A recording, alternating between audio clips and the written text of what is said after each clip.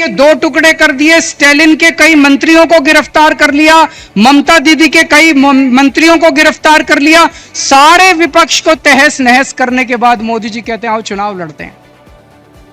ये तो कायर लोग कहते हैं ऐसे। अरे मोदी जी दम में तो आंख में आंख डाल के छाती चौड़ी करके नमस्कार दोस्तों, राज खबरों की खबर में आप सभी का स्वागत है। दोस्तों, अरविंद केजरीवाल ने अपने ही राज्यसभा सांसद स्वाति मालीवाल की पिटाई के मामले में बेहद बड़ा खुलासा किया।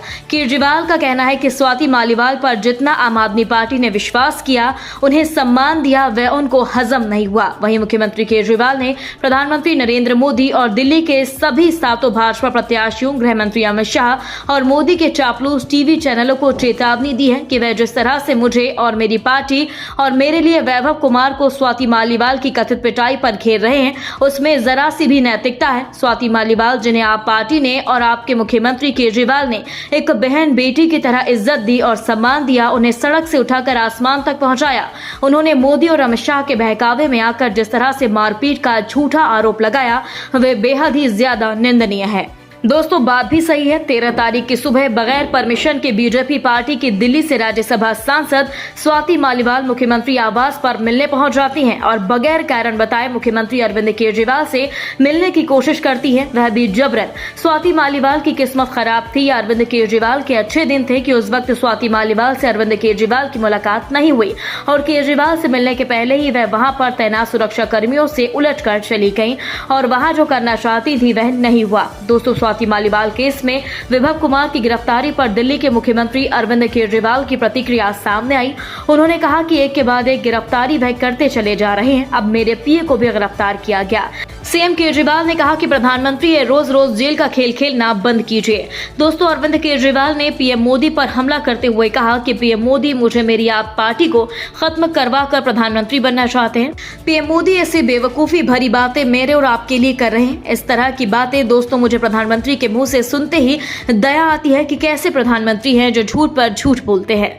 अभी देखना है, 25 तारीख को दिल्ली का चुनाव है और 1 जून को पंजाब का चुनाव। आने वाले 10 से 15 दिन में ये कैसी मनगढ़ंत बातें करेंगे। यह किसी भी हद तक जा सकते हैं, किसी भी नीचता तक गिर सकते हैं। बहनों, भाइयों, माताओं, बुजुर्गों, बच्चों, आप सबको मेरा नमस्कार, सबको मेरा प्रणाम। तो आज आप लोगों के बीच में आके मुझे बहुत अच्छा लग रहा है। सीधे जेल से आ रहा हूं आप लोगों के बीच में।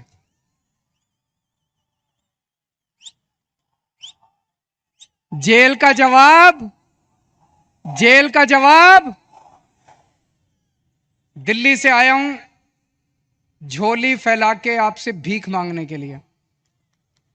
मेरे भारत को बचा लो, मेरे देश को बचा लो।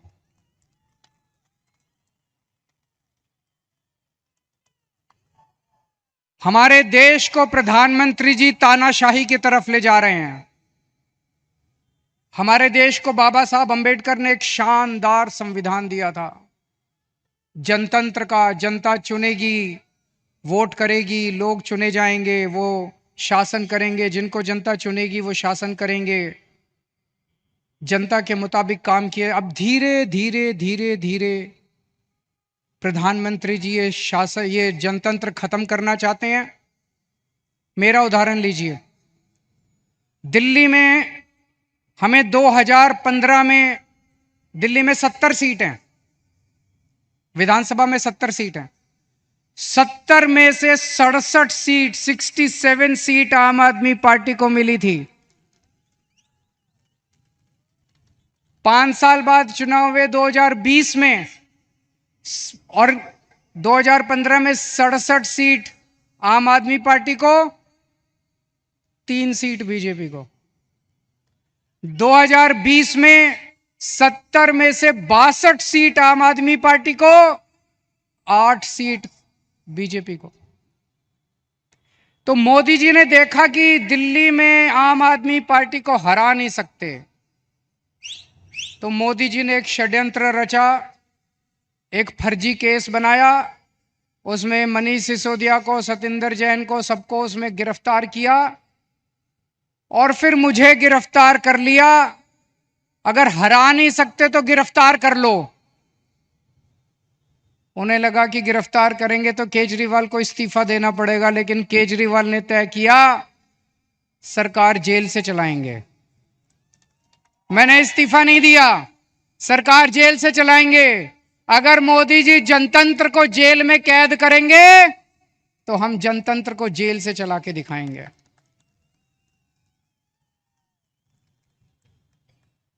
मैं एक बहुत छोटा सा आदमी हूं।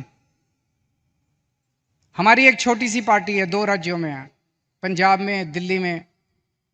मैं सोच रहा था मोदी जी ने मुझे गिरफ्तार क्यों किया।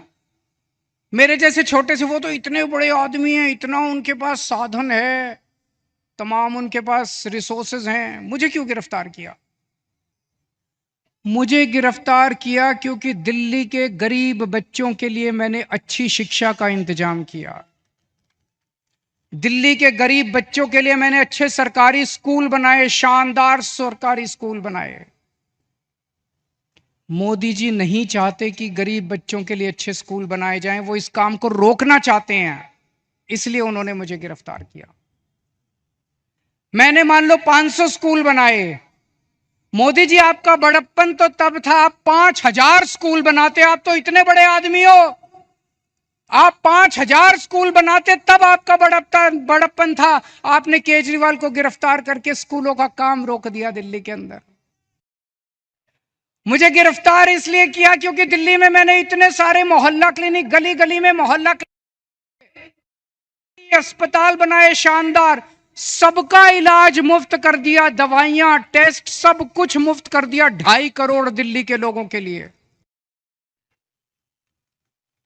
मोदी जी ये काम रोकना चाहते हैं, इसलिए मुझे गिरफ्तार किया। और विडंबना देखिए, दिल्ली के लोगों के लिए मैंने सारी दवाइयां मुफ्त कर दी, लेकिन जब मैं तिहाड़ जेल में गया 15 दिन तक मेरी दवाइयां बंद करवा दी मोदी जी ने तिहाड़ जेल के अंदर।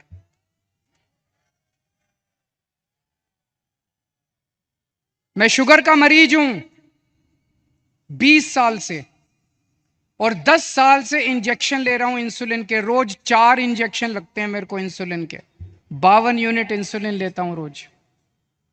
लेकिन जब मैं तिहाड़ गया, मोदी जी ने मेरे इंजेक्शन बंद करा दिए। 15 दिन तक मेरी 300 पहुंच गई शुगर, 350 पहुंच गई शुगर। मैं बोलता रहा वहां पे अफसरों को, कर्मचारियों को, मुझे इंसुलिन चाहिए, उन्होंने नहीं दी।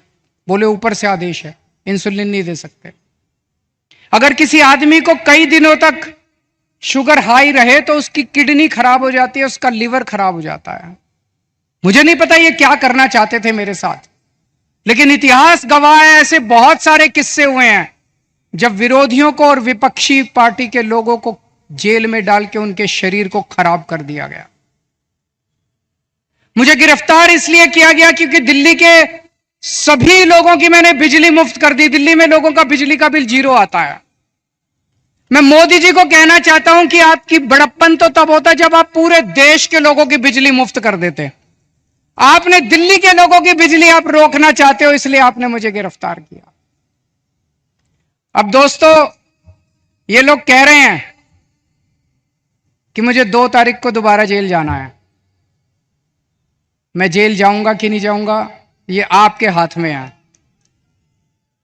अगर आपने इंडिया गठबंधन को जिता दिया, अगर आपने इंडिया गठबंधन की सरकार बना दी, तो मुझे जेल जाने की जरूरत नहीं पड़ेगी। और अगर आपने कमल का बटन दबाया तो मुझे दोबारा जेल जाना पड़ेगा। तो जो लोग मुझे जेल भेजना चाहते हैं, कमल दबा देना, और जो मुझे आजाद देखना चाहते हैं, इंडिया गठबंधन को जिता देना। जब आप बटन दबाने जाओ तो इस बार बटन केजरीवाल को जेल भेजने या केजरीवाल को आजाद करने के लिए दबाना।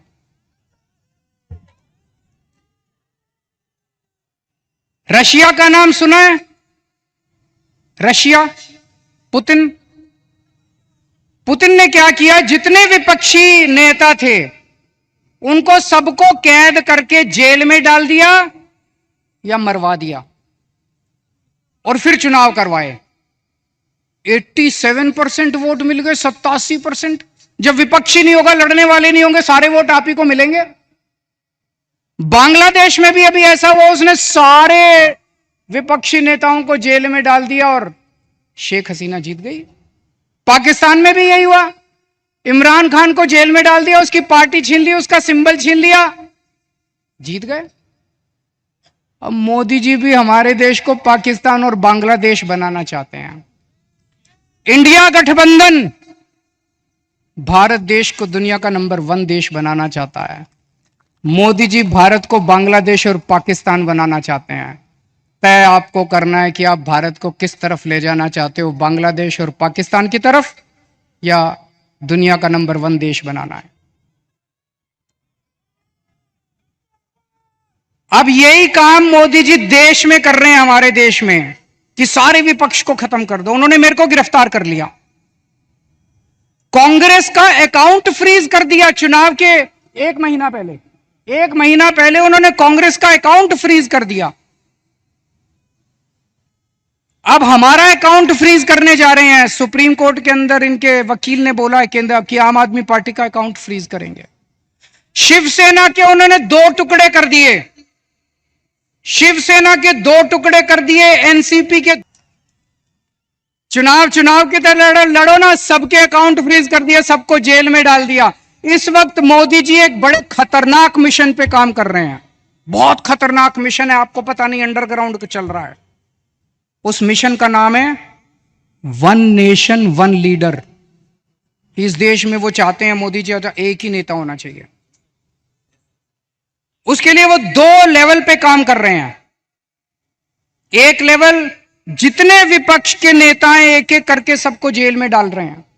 कईयों को डाल दिया, और अगर वो जीत गए, भगवान ना करे वो जीते, अगर वो जीत गए, मैं आपको चैलेंज करता हूं अगले चुनाव तक ठाकरे साहब भी जेल में होंगे, खड़गे साहब भी जेल में होंगे, राहुल गांधी भी जेल में होंगे, प्रियंका भी जेल में होगी, केजरीवाल तो है ही जेल में, शरद पवार साहब भी जेल में होंगे, ममता जी भी जेल में होंगी, स्टालिन भी जेल में होंगे, पिनराई विजयन भी जेल में होंगे। तो एक उनके लेवल पे काम कर रहे हैं, विपक्ष को सबको जेल में डाल दो, जैसे पुतिन ने, शेख हसीना ने, जैसे पाकिस्तान वालों ने जेल में डाला। और दूसरे लेवल पे उनकी अपनी बीजेपी पार्टी में जितने नेता हैं सबको पैदल कर दिया, सबकी राजनीति खत्म कर दी। दोस्तों, अरविंद केजरीवाल ने जिस तरह से प्रधानमंत्री नरेंद्र मोदी को कटघरे में खड़ा किया, वह कुछ हद तक सच भी कह रहे हैं कि देश के प्रधानमंत्री अपनी पार्टी के बेस्ट मंत्री, सांसद, विधायकों की तारीफ कर रहे हैं और विपक्ष पर आरोप सिद्ध होने के पहले ही उन्हें आरोपी बताकर कार्यवाहियां की जा रही हैं। ये वाकई गलत है। दोस्तों, इस पूरी खबर पर आप अपनी राय जरूर दें। यदि आपने अभी तक हमारे चैनल को सब्सक्राइब नहीं किया तो प्लीज अभी बेल आइकन दबाकर हमारे चैनल को सब्सक्राइब करें। अगली ताजा खबर के साथ जल्दी हम आपके बीच हाजिर होंगे। तब तक के लिए नमस्कार, जय हिंद।